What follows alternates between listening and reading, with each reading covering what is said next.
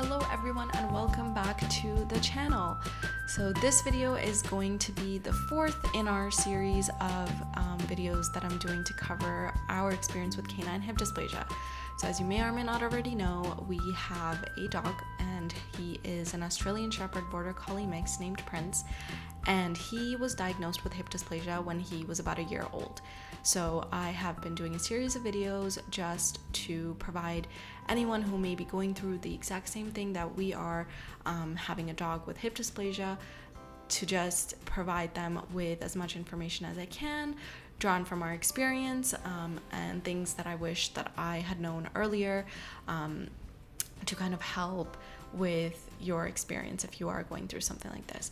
So this video is going to be the fourth in the series, and basically this video is going to be covering all of the options that we considered in terms of remedying Prince's hip dysplasia, and all the research that we did, what our thought process was during this time once we got his diagnosis, and up until we made our decision to go with a total hip replacement for him. So if that's something that you're interested in and it's something that you find can be useful to you, please stick around and watch the video. If you want to get a summary of our experience, I did make a summary video that was the preface of this entire series, and I'm just going to link that up here for you if you are interested. And with that, let's get started. Alright, so continuing from our last video, obviously the last video covered everything leading up to Prince's diagnosis. And once we got the diagnosis, we just kept asking ourselves the question, okay, now what? Like, Prince has gotten his diagnosis, we kind of took the time to process all of that, digest it, and once we kind of got over the emotional aspect of it, we definitely knew we wanted to do something about Prince's hip dysplasia, and then came sort of the time to look into all our different options, do some research into the different treatment options. So there were a couple things that we initially considered. So we knew that, Prince had quite a bit of his life ahead of him. He was only a year old. Typically, Australian Shepherd Border Collie mixes have a life expectancy of 18 years. So we definitely knew that we wanted to do something soon to be able to give Prince as comfortable of a life as possible. Obviously, at this point, the hip dysplasia was his only health concern, and we didn't really have anything else in terms of health concerns for Prince, so we knew we could get him up to that 18-year-old mark, hopefully, and to be able to do that, we wanted to make sure that he was super comfortable. And so that was one thing we considered. The other thing we also looked at was Prince's lifestyle. Obviously, we realized that moving Prince to a more sedentary lifestyle after his diagnosis was something that wasn't really an option for us. He really wasn't interested in any other activities that we tried to get him to participate in that were less sedentary. We found he was most enriched when he was outside running, outside hiking, outside doing all these activities that did require a lot of use from his hips. So we knew that we definitely had to continue the lifestyle that Prince was currently in, and to be able to do that, we had to come to the conclusion that we needed to get Prince back to 100% or as close to 100% as possible. So once we kind of had that in our heads, we looked at all the other options with that thought in mind. So we kind of had our end goal, and we basically just had to work backwards and find the best option that would get us to that end goal. Now, obviously, as I discussed before, getting to that decision is something that you need to sort of get out of the way before you start looking at the options. You need to know where you want your dog to be, and in order to make that decision, you need to know as much as you can about your dog. So if your dog is mostly, like a couch potato or just lives a sedentary lifestyle, and that's healthy for your dog to continue with that lifestyle, and you're finding that, your dog is not really in a lot of pain, and the hip dysplasia, even though he or she has been diagnosed, is not something that they constantly have to live with, then, you know, you might consider something a lot less invasive. You might not want to consider a procedure. Maybe you want to go the route of pain management. So things like age, your dog's lifestyle, and other things like that really factor into what is the best decision in terms of treatment for your dog. So you definitely want to make sure that you consider all of those things, as well as your budget and your willingness and time and effort to be able to get this dog to where you want them to be. So it does require you know, a lot of thought on your part before you even start looking into what options are available. And I would highly recommend that you consider all of these things before you decide to look into, or at least very heavily look into, what options are available. In our case, of course, because Prince was so reliant on heavy activities, so heavy running activities to enrich him, we knew that we wanted to get him back to 100%, or as close to 100% as possible. We obviously, you know, saw how much it affected him, at least his behavior, when we tried to reduce his activity, like I mentioned before. And so we knew that, you know, considering Prince's lifestyle and everything about Prince as a whole, we wanted to get him as close to 100% as possible. So in terms of the options that we looked at, the first and foremost and the simplest and easiest option is pain management. It can also be the most affordable option for you, and it's something that you may want to consider if you have a senior dog that has hip dysplasia. It might not be the best option to have your senior dog go through a procedure which will require a recovery, because it might just be way too tough on them. So if that is the case and you find, and it doesn't have to be a senior dog, it could just be even a young dog, and you find that this is the best option for you, then you might want to look into pain management. Our sort of experience with pain management was just during the time between Prince's diagnosis and his surgery. There was sort of a delay of a year between his surgery and his diagnosis. So during that time, we obviously had to keep Prince comfortable. And because we couldn't quite change our lifestyle to reduce his activity, we had to sort of, you know, really look into what we could do to do that. And so our vet had recommended meloxicam, or otherwise known as Metacam, and she had advised us that anytime you know that you're going to be doing vigorous activity with Prince, you should give it to him before as well as after the activity. And so that worked for a while, but I would say that it wasn't something that we could have continued for years, because as time passed during that year and Prince's condition progressed, we found that the medication was not working to alleviate the pain that Prince had, because his pain was so much worse. Either that, or he was just kind of getting used to the medication. It could be either of those things, but we just found that it wasn't really working for us, or at least wasn't a long-term option for us. It got us through that year, but it wasn't something that we could have seen us doing long-term.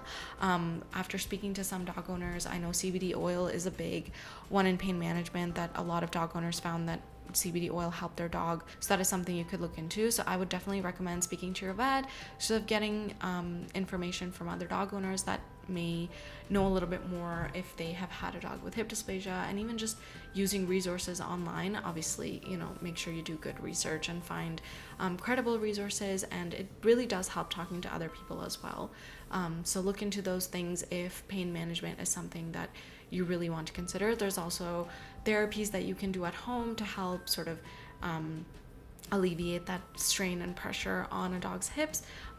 So that's something you could also look into. There's just a lot to unpack there. Obviously, we hadn't done too much of a deep dive into pain management because it wasn't something that could get Prince back to normal. It is just something that you kind of just help manage their pain. And so we didn't do too much research on that. But if that is something that is an option for you, I would highly recommend doing more research and talking to some professionals before you start administering certain drugs or oils or ointments to your dog. The other three treatment options were all surgical options, and they did range from like least invasive to most invasive, least expensive to most expensive, and I'm going to talk about all of them. So the first one was a pelvic osteotomy. So this is kind of like the first stop, if you will, where you should land if you know that you have a dog with hip dysplasia. Now, the only caveat about this procedure is that it is only done in dogs that are about maximum 10 months old.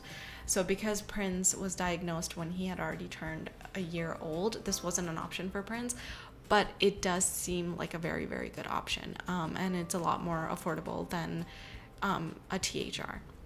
So pelvic osteotomy is essentially where surgeons will use pins and screws to stabilize all of those joints, and your dog is essentially supposed to grow with it. So it's something that kind of helps your dog adjust into like proper hip alignment, and I just feel like it's a lot less invasive.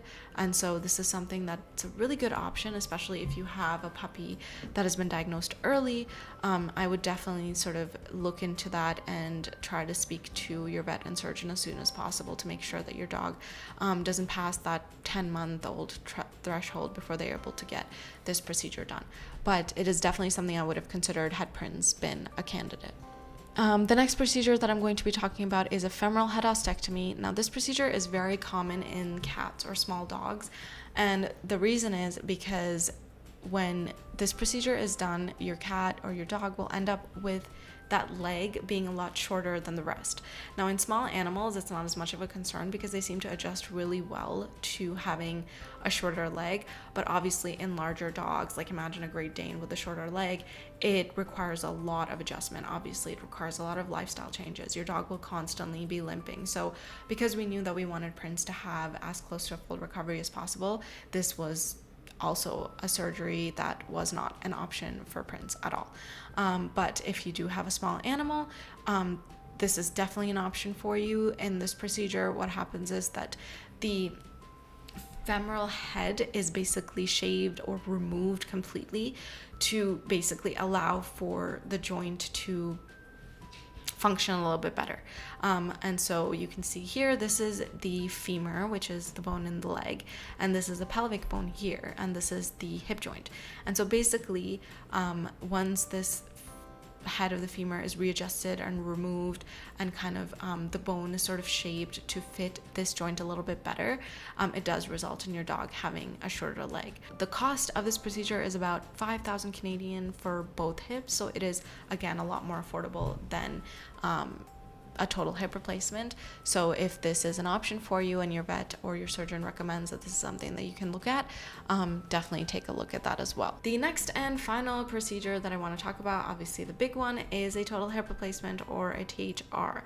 Obviously this is the one that we ended up going with for Prince, and obviously the main reason that we chose it is because it had the highest chances of getting Prince back to normal. And so that's kind of where we started looking into it, and basically what this procedure is replacing the entire hip joint with a prosthetic metal joint. So our surgeon did a very good job in sort of alleviating all of our nervousness around the procedure, because when I first researched the procedure, it seemed super invasive.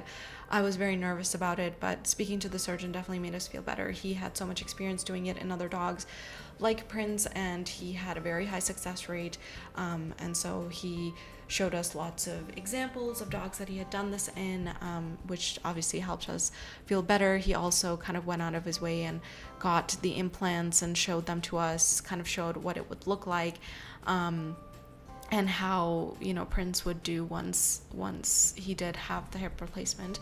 And so speaking to, like, our surgeon definitely made us feel a lot better about the whole procedure, even though it does seem a lot more invasive. You should also know that the recovery for this procedure is quite intense as well.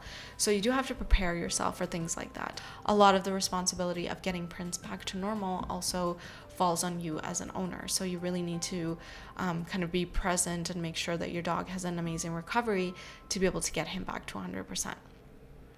The cost of this particular procedure ended up being about 12,000 Canadian dollars for one hip. So it's definitely quite a jump in cost from the other procedures. So obviously bear that in mind when you are making your decision. You want to make sure you make a good financial decision for yourself as well, and kind of find a good balance between finding out what's best for your dog and yourself. And that's pretty much all I wanted to talk about.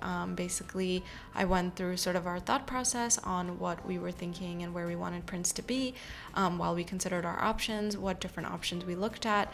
Obviously, just know that, you know, all of these options, even though, you know, we wanted Prince to come back to or get back to normal, will never have, you know, the same effect as having good natural hips. So Obviously, there's so many things that you can do to get your dog there, but these procedures don't guarantee that your dog will be 100% back to normal.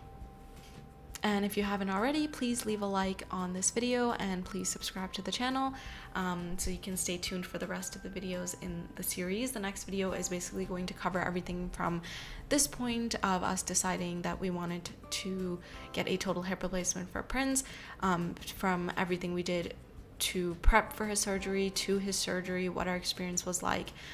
So hit that notification bell so you know exactly when I upload that video, and please share your thoughts on the video in the comments below. And if you want to just share your experience, if you have a dog with hip dysplasia and you want to just share and put out your experience, I would love to hear it. Or if you have any questions, I'm happy to answer those, so leave those in the comments as well, and I will see you guys next time.